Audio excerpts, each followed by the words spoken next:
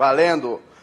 Boa tarde, pessoal. Meu nome é Gustavo Faria Pereira, sou registrador de imóveis na comarca de Silvânia, estado de Goiás. E eu vou estar aqui passar com vocês essa agradável tarde falando um pouco sobre as normas da corregedoria aplicadas ao registro de imóveis. Pois bem, antes de prosseguir, eu vou dar os pequenos bizus do provimento geral da corregedoria. Principalmente, o primeiro que eu vou dar é em relação ao artigo 154 do provimento geral da corregedoria. Sempre fazer um cotejo com o artigo 167 da Lei 6.015, que são os atos necessários a serem averbados e a serem registrados. Por que isso? Muitas das vezes o CESP ele gosta de usar pegadinha. Esse ato é registrável ou registrável ou averbável? Um exemplo disso é a penhora, que no caso do provimento da corregedoria se aplica o registro da penhora, conforme vou mostrar daqui a pouco. Artigo 155, pessoal. Vocês vão ver que tem uma semelhança com o artigo 173 da Lei 6.015 de 1973, que são quais livros? Livros 1, de protocolo, livro 2, de registro geral, livro 3, registro auxiliar, livro 4, indicador real e livro 5, indicador pessoal. Pois bem, olha o macete, toma cuidado com o artigo 155 e pode cair na prova. O que vai cair?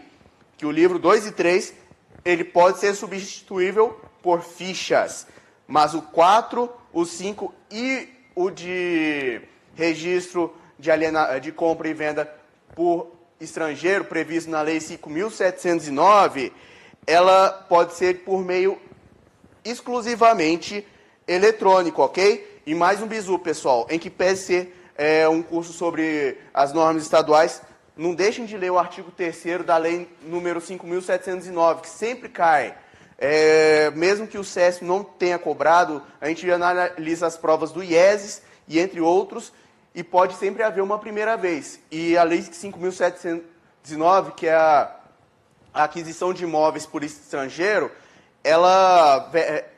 o principal que é cobrado é o artigo 3º, que são os requisitos. Ok?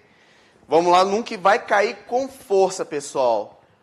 Todo mundo vai pensar assim, vocês leram o artigo 156, vocês são aplicados, vocês vão passar no concurso. O prazo de registro é 15 dias aqui no DF? Não, não é. O prazo de qualificação.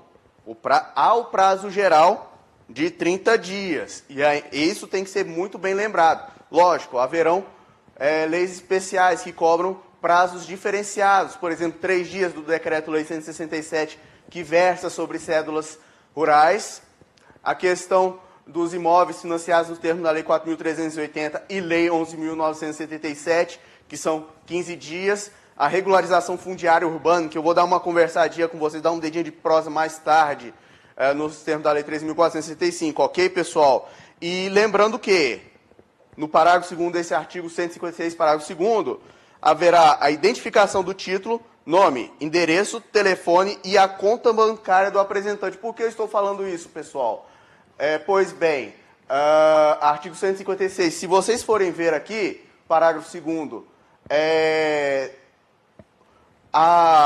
o depósito para fins de emolumentos será feito, só que será dada uma conta caso uma qualificação negativa em 15 dias houver a necessidade de devolver. Caso o interessado ou apresentante do título no protocolo, no livro 1, recusar a fornecer essa conta, será apenas depositada a quantia de 1/4 do valor pertinente, do valor previsto na tabela para o ato previsto na tabela do Distrito Federal, ok?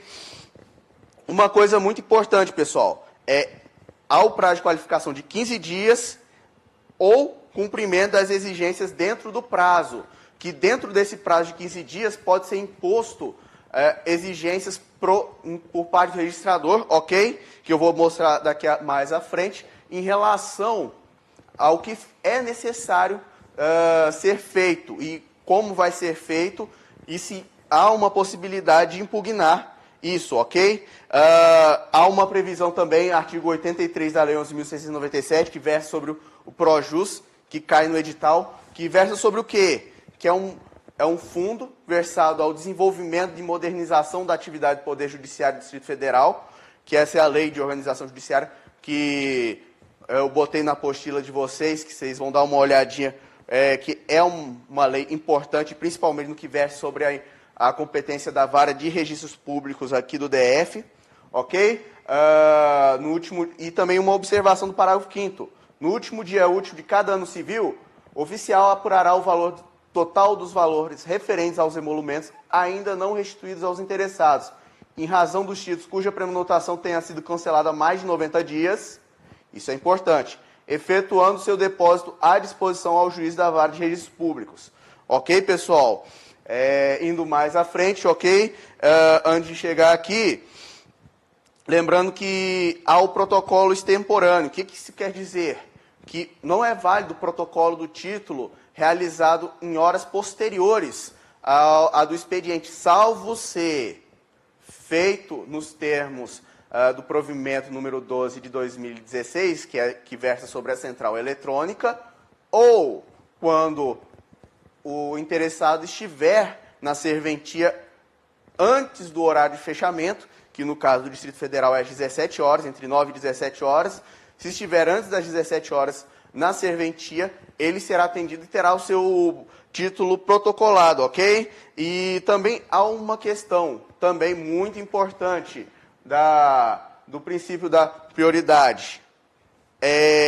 O prazo para consulta de emolumentos, que é de 30 dias, de acordo com o nosso provimento da Corregedoria, sendo que essa previsão que há no artigo 12 da Lei 6.015, o que acontece?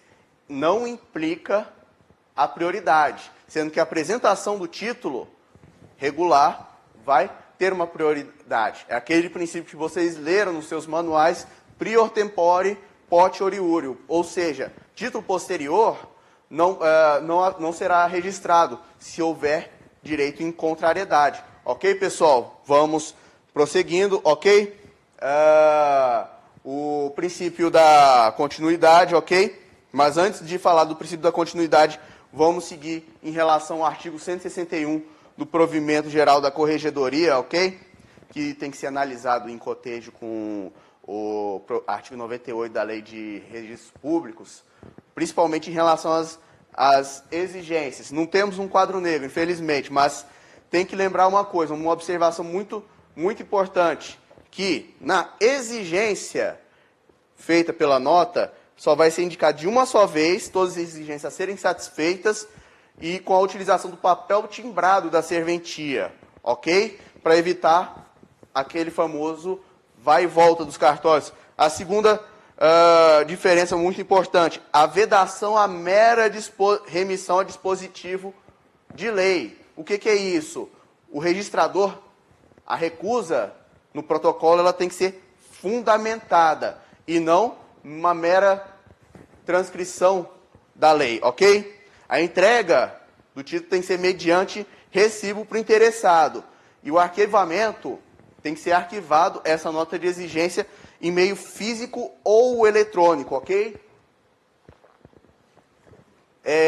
Mais uma observação, pessoal. O prazo de comunicação relativo à exigência pertinente ao cumprimento de mandado de execução fiscal é de 5 dias, pessoal. Vocês ficarem bem ligados, porque pode cair e a gente tem que fechar todas as partes possíveis do edital, ok? Observação segunda, quando não atendida a exigência no prazo de validade da prenotação, ou seja, nos 30 dias, essa nota de devolução ela vai ser vinculada à matrícula do imóvel. Isso aí é uma questão muito importante. Nosso provimento aqui do Distrito Federal, ele tem uma tecnicidade muito boa, teve participação da sociedade, teve uma boa participação técnica, e isso é muito importante para depois não haver a apresentação posterior de título e até evitar aquele retrabalho, aquela problemática dentro do cartório. Ok? Uma questão muito importante também da dúvida inversa. O que é a dúvida inversa? Observe se cada vez mais ela está sendo admitida, que é o próprio registrador procedendo à dúvida. Antigamente, há um tempo atrás, principalmente a jurisprudência do Tribunal de Justiça de São Paulo, aqui do DF, não admitia, mas cada vez mais estamos vendo a admissão do procedimento, ok? Um macete, pessoal, do artigo 164. 164. A procedência da dúvida, você cancela a prenotação. E a improcedência, realização do registro na reapresentação do título, ou seja, o título terá de ser reapresentado pelo interessado, arquivando, portanto-se o mandado ou certidão da sentença, ok? Eu vou passar depois, em relação, para prosseguir um pouquinho dos bizus pequenos do artigo 174, do provimento da corregedoria, em relação ao artigo 174 do provimento, em relação às cédulas de crédito, que haverá o registro da cédula de crédito no livro 3, caso não haja garantia hipotecária, e caso haja garantia hipotecária, no livro 2. Ok, pessoal? E caso seja, por exemplo, cédula de crédito bancário, haverá só, e com garantia hipotecária, só o registro no livro 2, ok? Pessoal, mais um bizu, pessoal, mais um macete, pessoal. Não deixem de ler o artigo 54 da Lei 13.097 de 2015. O que significa? Versa sobre a concentração dos atos na matrícula. Vamos dar uma olhada no artigo 176 que vocês estão lendo aí. Ele vai dizer sobre o registro de atos não previstos no artigo 167 na matrícula, desde que gerem algum ônus pertinente, ok? E mais um bizu, pessoal. Para averbar a emancipação com fundamento no artigo 176, por exemplo, é necessário a prévia anotação no assento de nascimento da pessoa que foi emancipada, ok? Mais um item importante que eu estou indo no bizu do artigo por artigo para começar. Artigo do 177, que é uma obrigatoriedade de expedição de certidão ou alvará para averbação de construção, reforma ou desmembramento. E vocês verem a questão do princípio da especialidade objetiva, que também, quando houver uma diferença entre o habite-se e o requerimento, não será procedida a averbação, ok? Indo mais à frente, o artigo 180, pessoal, que o registro do pacto antitupicial no registro de imóveis do domicílio dos cônjuges, mesmo não havendo bens, senso comum. Mas vamos lembrar do artigo 244 da Lei de Registros Públicos. O registro do livro 3 do pacto antinupcial no domicílio dos cônjuges, ele é possível e útil. Caso haja bens do casal, também será registrado no livro 2. Ok? Um item importante, o artigo 183 da exigência do alvará judicial para a averbação da cláusula de vigência do contrato de locação na situação de falência ou recuperação judicial e também no caso de interdição. Ou seja, é possível? É possível, mas desde que haja um alvará judicial, ok? E a mesma questão se ocorre no caso de retificação de imóvel que houver sofrido uma tutela de, podemos dizer, bloqueio da matrícula, prevista no artigo 214 da Lei 6.015, ok? Pessoal, em relação à qualificação dos títulos existentes, os títulos judiciais de penhora, a qualificação ela será feita mediante a apresentação de certidão de inteiro teor do ato, independente do mandado judicial, certo? Vamos pegar esse macete e lembrando que o provimento número 12 tem uma previsão específica no artigo 23, que pode cair, e lembrando que à luz das normas do Distrito Federal, a penhora será registrada. Vocês leram no Código de Processo Civil a verbação do ato de penhora. No entanto, a penhora ela será registrada, pessoal. Ok? Vamos lá que tem gente para frente. A retificação de ofício, existe também no artigo 188 da questão de retificação quando há modificação dos nomes de logradouros públicos. Em que pese o artigo 213, inciso 1 da Lei número 6.015, impor a questão da averbação de ofício, e por sua vez, uma vez que a averbação é feita de ofício, a gratuidade de emolumentos, há uma previsão quando há requerimento, a cobrança pelo valor mínimo de previsão na tabela, ok? Não se preocupe por hora na primeira fase em relação à tabela de atos. Isso aí é questão que pode ser cobrada só, no máximo, na segunda fase. A primeira fase podem focar tão simplesmente no provimento geral da corregedoria, ok? Vão com calma. E a questão também, mesmo vocês dando uma olhada no cotejo, e prestarem atenção, que na questão pode ser analisada a questão de o cotejo da previsão do artigo 213 da Lei de Registros Públicos e, por sua vez, do artigo 188 do provimento geral da Corregedoria do Distrito Federal. Ou seja, muito cuidado, pessoal. Esse é o bizu para vocês não errarem na prova, ok? Pois bem, mais um item extremamente importante é a proibição do arquivamento do original do formal de partilha, ou seja, arquivamento da documentação pertinente ao título na serventia. Vocês leram o artigo 190, arquivamento, será que é uma terminologia correta? Sim, é uma terminologia correta, em que pese haver, por exemplo, no artigo 32 da Lei 4.591, ou no artigo, se eu não me engano, 19 da Lei 6766, em relação à questão de registro de alguma certa documentação. Se registra o que está previsto em lei, na Lei 6.015, ok? Nesses casos, essa documentação será, por exemplo, nos casos do artigo 32 da Lei 4.590, será arquivada, ok? E ela vai ter uma obrigatoriedade de conservação dentro da serventia. E lembrando que há uma obrigatoriedade, mas o salvo, que há a questão da digitalização dos respectivos documentos, ok?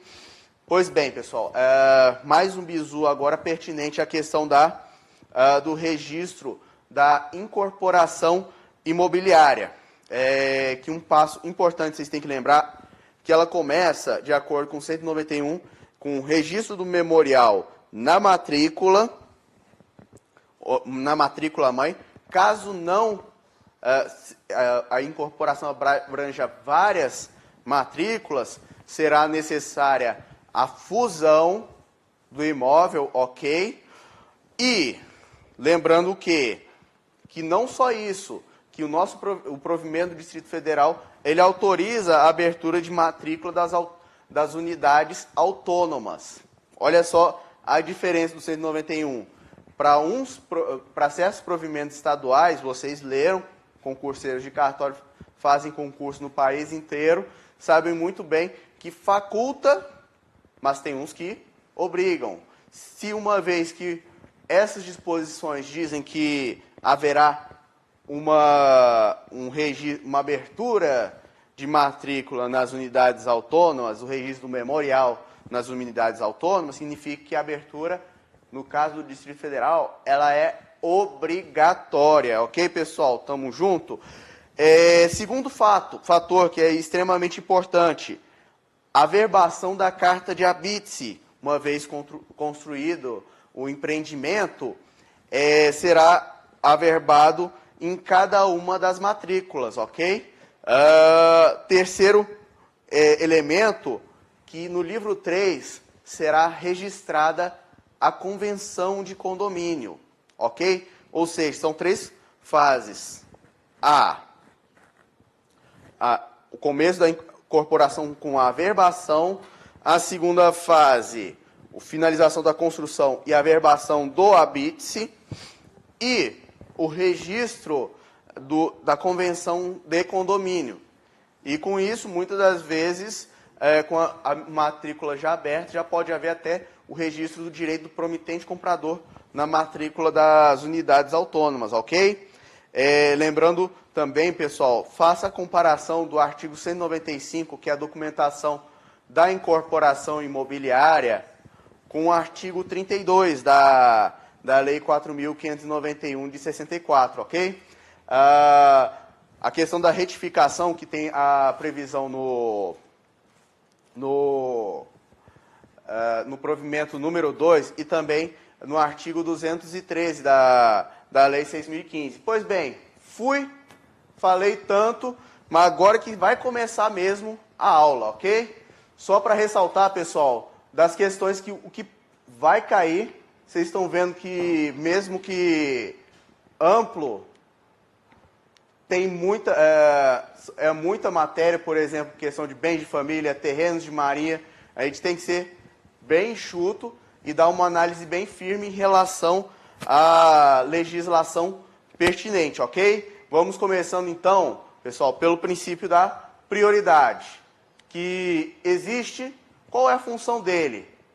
Inibir o registro de direitos contraditórios, assegurando que não exista a emissão de diversos títulos aquisitivos sobre o mesmo imóvel, e caso isso aconteça, assegura ao adquirente mais diligente ter os seus direitos resguardados pelo registro. E 2, uniformiza e democratiza os processos por meio do protocolo, que pauta a ordem de serviço dos cartórios, evitando os favores de registrar títulos em decorrência de condutas impessoais do registrador. E 3, facilita o poder disciplinar e correicional, uma vez que o protocolo, instrumento formal do princípio da prioridade, demonstra a data de apresentação dos títulos apresentados.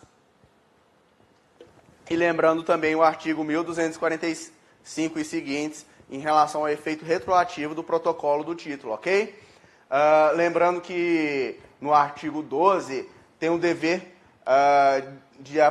da autorização do artigo 12 de apenas para fins de emolumento, ok? Lembrando que não é prenotação, o prazo de validade é de 30 dias e também não vai servir para fins de prioridade, ok? Lembrando que esse pedido tem que ser específico e fundamentado, ok?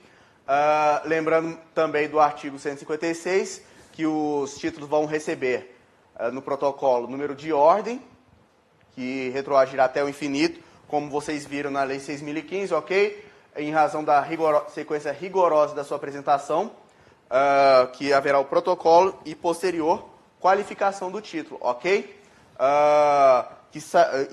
O que vai comprovar que foi protocolado esse título? O comprovante de prenotação, que haverá o número, a data de apresentação e a advertência do prazo de 30 dias de validade do protocolo, da possível formulação de exigências e da necessidade de verificá-las no prazo de 15 dias. Lembrando que do macete que eu passei do parágrafo 2º, que é muito diferente em relação à Lei 6.015, ok? Que haverá também esse prazo de 15 dias de qualificação, ok, pessoal? Haverá também, estou indo pela principiologia, que ela é muito importante, porque além de cair em todos os concursos, a gente vai ter uma visão mais ampla em relação a determinado dispositivo legal, ok? O que é o princípio da continuidade? Ele também pode ser conhecido como trato sucessivo. Ele vai ter o objetivo, o fólio real, que ao contrário do sistema anterior, o sistema da Lei 6.015 é de fólio real, a matrícula vai ser um espelho da cadeia dominial. Portanto, ela vai formar uma sequência lógica entre transmitentes e adquirentes, ok? A adoção do sistema de matrícula e uso de fichas facilitou a busca, pertinência e sequência de transações pertinentes a imóveis. Ou seja, vai evitar vendas, por exemplo, que ocorrem a non-dômito, ok? E lembrando o quê? Que se não tiver matrícula anterior, o artigo 195 da Lei 6.015 permite a abertura da respectiva matrícula de ofício, principalmente no caso da regularização fundiária, ok?